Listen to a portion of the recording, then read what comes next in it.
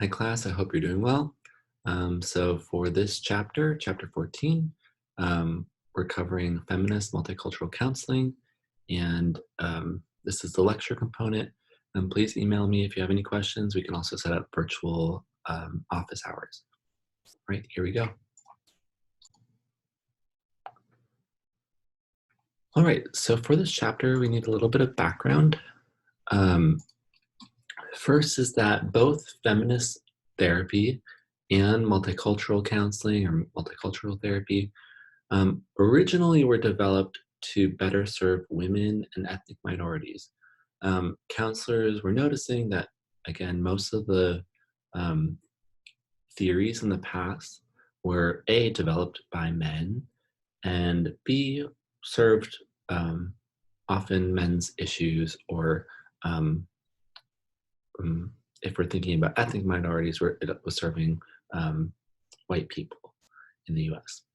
So these theories were developed because these counselors were noticing that these theories weren't really um, attuned to the lives of women and ethnic minorities. So this is how these theories originally developed in the 80s and 90s. But really since then, these theories have been broadened to really work with everyone. Um, and they're really attuned to this idea of how our social identities, our gender, our class, our race, our ethnicity, our disability status, our language status, how all of these impact our lives and also should be brought into the therapy room. So like I've mentioned previously, we're now in the fourth force. So feminist multicultural, sometimes it's just called multicultural, but this is the fourth force of psychology. A few things to know about these therapies. First is that they were developed separately, but share many similarities. So feminist um, therapy started in about the 80s. Multicultural counseling sort of the end of the 80s and early 90s. But even though they sort of developed separately, now they have lots and lots of similarities, which I want to go over here. So first, they put a lot of emphasis on our environment, the ways that culture, society impacts people. These messages, cultural messages, these systems, these different ways that our lives are shaped by our culture, society, um, schools, families, religion, and so on. So they're going to put a lot of emphasis on this environment. And compared to other theories that just focus on an individual, the individual person's thoughts, the individual person's feelings, the individual person's family, this is taking a much broader view. All of these theories, feminist multicultural theories, tend to look at issues of power, privilege, and oppression, and how, as people navigate their lives, how do these issues impact? And like I've mentioned before, this isn't just looking at one identity, but often looking at how our identities intersect. So we might have some identities that are fairly privileged, some identities that are fairly oppressed, and how all these different identities intersect.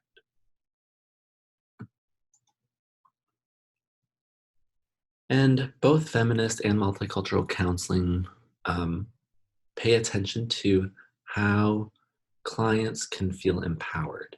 And they do this through um, helping the client become more aware or critically conscious of the ways that society, culture are impacting their lives. So they're going to want to gain awareness and help people have more critical consciousness of how their individual life plays into the broader social, cultural system.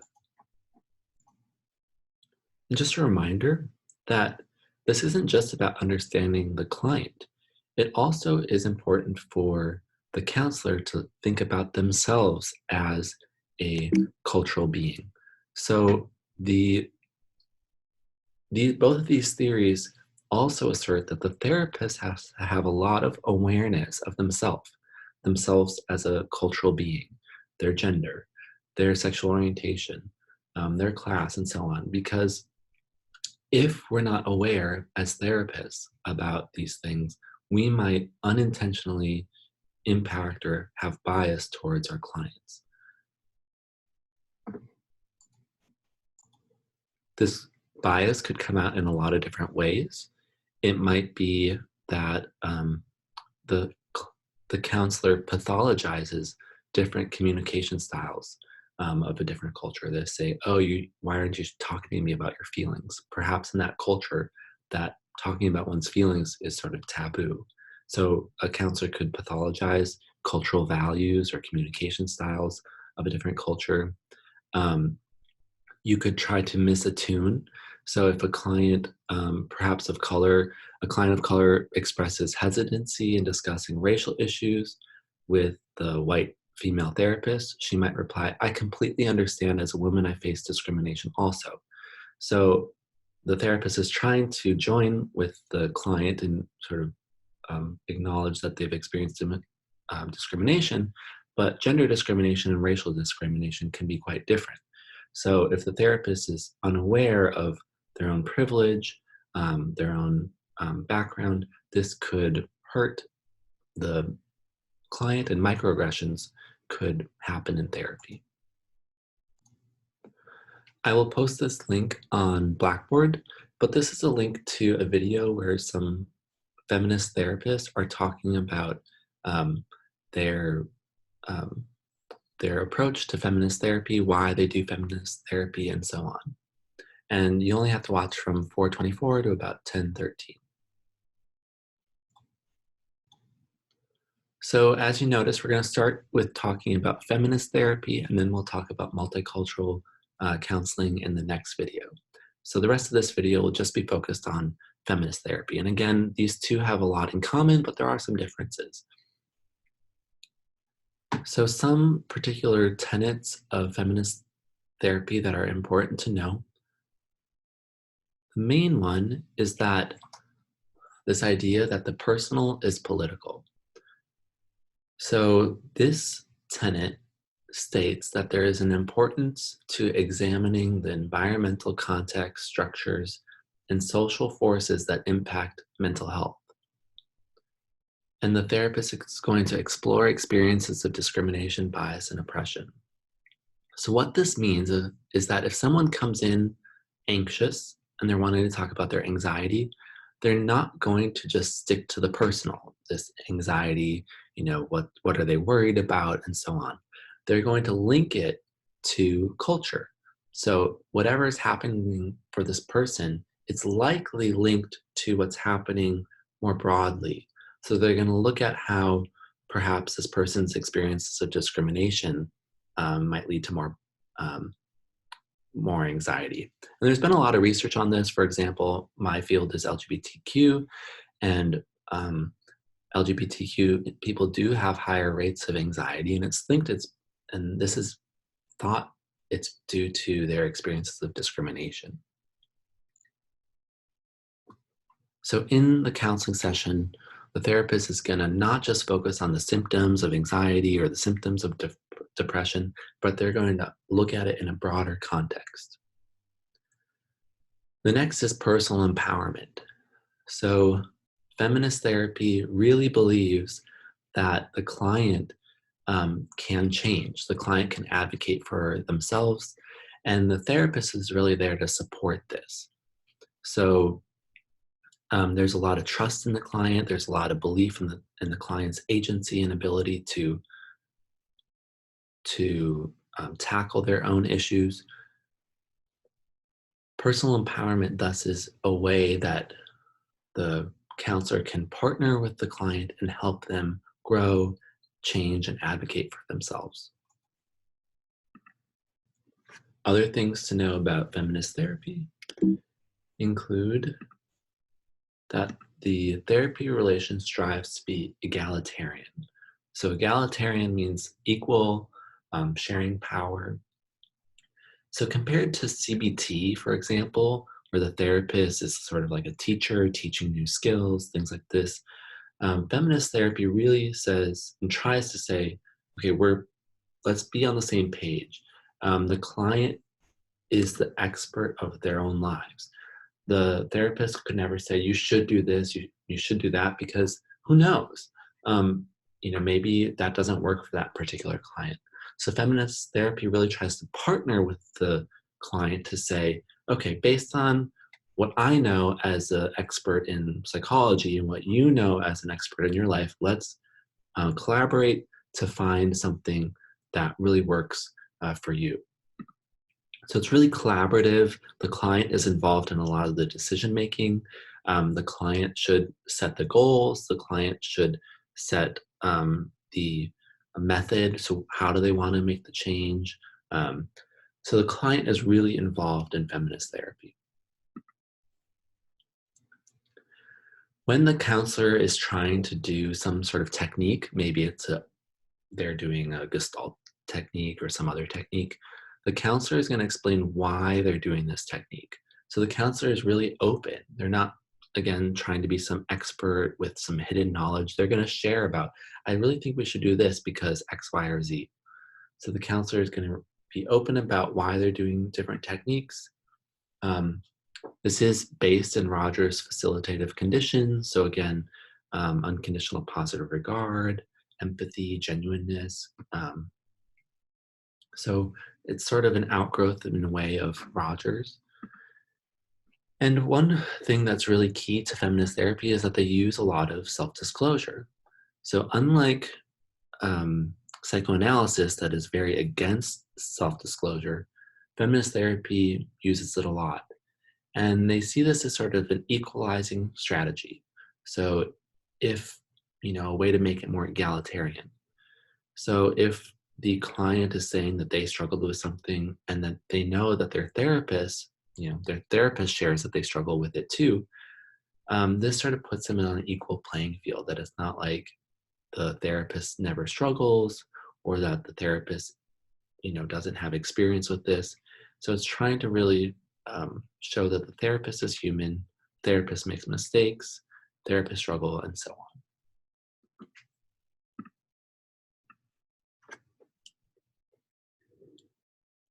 So some of the interventions that feminist therapists will use include a variety of different tools. The first is to do gender role analysis. This will look at how much people, the messages they've received about their gender, how their gender may or may not be contributing to problems. So perhaps for men, I might be focusing on the ways that it's difficult to get in touch with their emotions. Or perhaps for women, it might be looking at the ways that it might be difficult to be assertive. So they're going to really pay attention to how you've been socialized, how your gender role may or may not be contributing to your symptoms. And they'll also broaden this out a bit. This ties a little bit more into multicultural psych, but looking more broadly at other social identities. So they will, in this social identity analysis, look at all the different social identities, identify and label where they fit, and really ask, okay, based on these identities, is there any one of these that seem to be important enough to focus on in therapy? Any identities that are particularly salient? And one model is this addressing model. Addressing is a shortened phrase that stands for looking at things like A, age, D, developmental and acquired disabilities. That's both the Ds. R, religion. E, ethnicity. S, socioeconomic status. S, sexual orientation.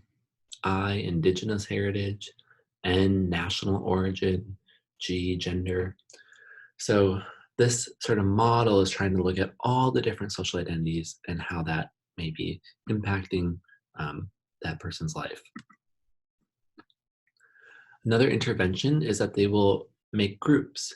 So if people are isolated, dealing with these things alone, these groups help get people together, give support to one another. Maybe it's like a women's group or something like that, where they can do consciousness raising. So they're learning about ways that women might be struggling as a mom, as a parent, as a girlfriend, for example.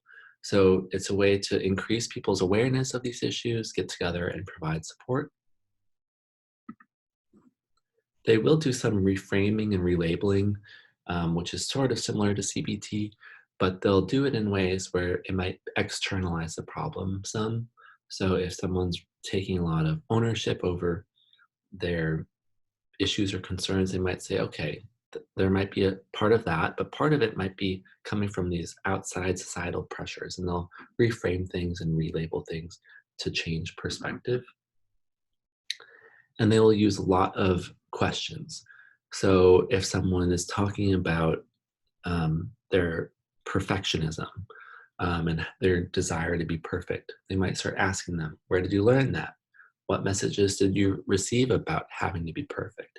And they'll use lots of questions to try to get people to open up and really analyze their cultural messages that they've received. So this wraps up feminist therapy. The next video will be talking about multicultural counseling or multicultural therapy.